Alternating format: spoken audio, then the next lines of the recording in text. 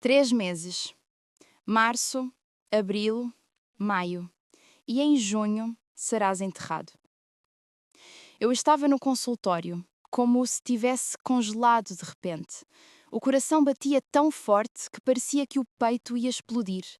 Um nó na garganta, tremores por todo o corpo.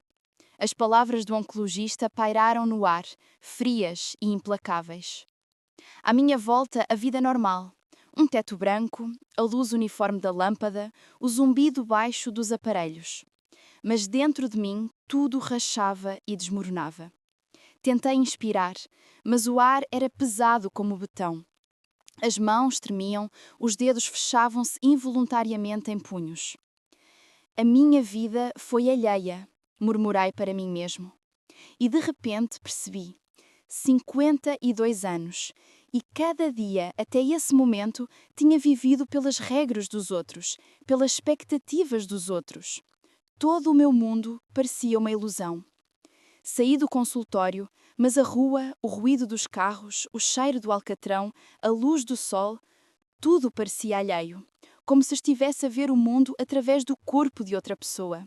E na minha cabeça só girava uma pergunta: como viver quando te deram 3 meses de vida?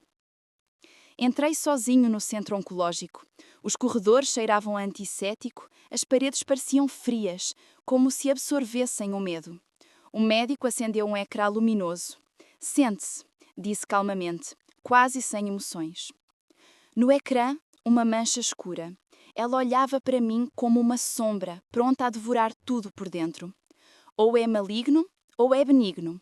Cortamos e descobrimos, disse de forma plana, como se fosse uma escolha entre 2 tipos de legumes. Não me conseguia mover. O coração contraiu-se, um arrepio percorreu-me os ombros, o nó na garganta crescia, impedindo-me de respirar. Qual é a causa? Perguntei, tentando manter a voz firme. Ele sorriu com lentidão. Não se corta um plátano na horta, arranca-se pela raiz, não é? As palavras traspassaram-me. Não era uma metáfora, era uma sentença. Senti o chão sob os meus pés a ficar líquido e as mãos a gelar. Saí do consultório, as pernas pareciam de algodão, mas os passos eram rápidos, como se o corpo quisesse fugir do horror junto com a mente. O coração batia descompassado e no peito havia um nó que eu queria arrancar.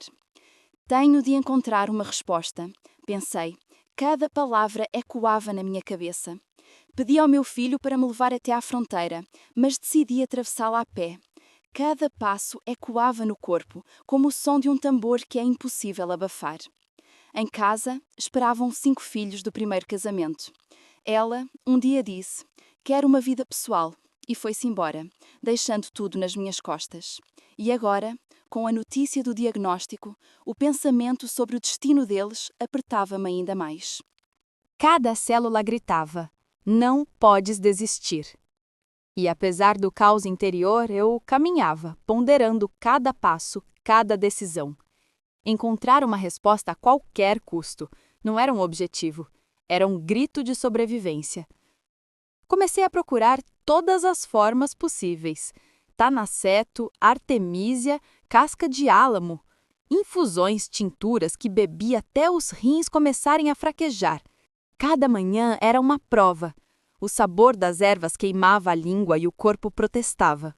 Um amigo, ex-mineiro, disse com calma: eu também estive a morrer. Experimenta. Experimentei de tudo. Pomadas, compressas, decocções, rituais estranhos.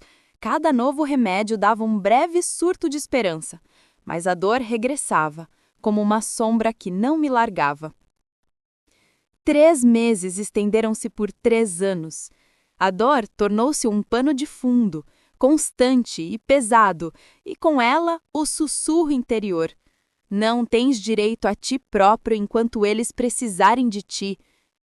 Estas palavras ecoavam na minha cabeça como se me lembrassem de todas as obrigações, de todos os filhos, de todos os problemas dos quais não me podia desligar. Um sábio olhou-me diretamente nos olhos e perguntou: sobre o que é que não tem poder? Calei-me. O coração apertou, a respiração acelerou. Por dentro, tudo se contraía num novelo. poder. Tenho 10 filhos, 5 deles ainda pequenos. Há 2 anos que não trabalho. Cuidei da minha mãe moribunda. Gastamos a sua pensão em medicamentos para minha neta com um diagnóstico incurável. Os médicos disseram friamente: não se vive com isso. Lutamos vezes sem conta e cada vez perdíamos. Percebi que a minha vida era uma luta infinita contra as circunstâncias que não controlava. O nó interior crescia, o peso no peito pressionava e a mente gritava: o que é que você pode fazer? O sábio disse baixo, mas com firmeza: o próprio Senhor recusa o dinheiro. Está fugindo? Tentei objetar. A voz tremia. Tenho vacas, uma horta, safei-me sozinho. Ele interrompeu com um sorriso leve, mas com uma certeza de ferro. Isso é uma desculpa, não é uma prioridade. Dentro de mim algo se partiu. A contração no peito intensificou-se. As mãos tremiam, o coração palpitava, a respiração era irregular. Sentia a verdade que sempre evitara entrar em cada célula, cada músculo tenso, o corpo a revelar medo e resistência ao mesmo tempo. E só então percebi. Eu próprio crio obstáculos, fujo daquilo que posso aceitar, daquilo que é realmente importante. Fechei os olhos, inspirei fundo e o silêncio à minha volta tornou-se tangível. Mãe, amo-te. Perdoo-te, disse entre os dentes, a voz a tremer, o coração aos saltos. Depois, mentalmente percorri a lista. Todos aqueles a quem guardava rancor, familiares, funcionários, a ex-mulher que me abandonou. Amo-vos, perdoo-vos, repetia vezes sem conta. As lágrimas corriam-me pela face, o corpo tremia, como se cada respiração dissolvesse o peso interior. E, de repente, os vi. Todos aqueles a quem não conseguia perdoar estavam diante de mim como se estivessem vivos. Uma multidão, manchas escuras, rostos cheios de passado.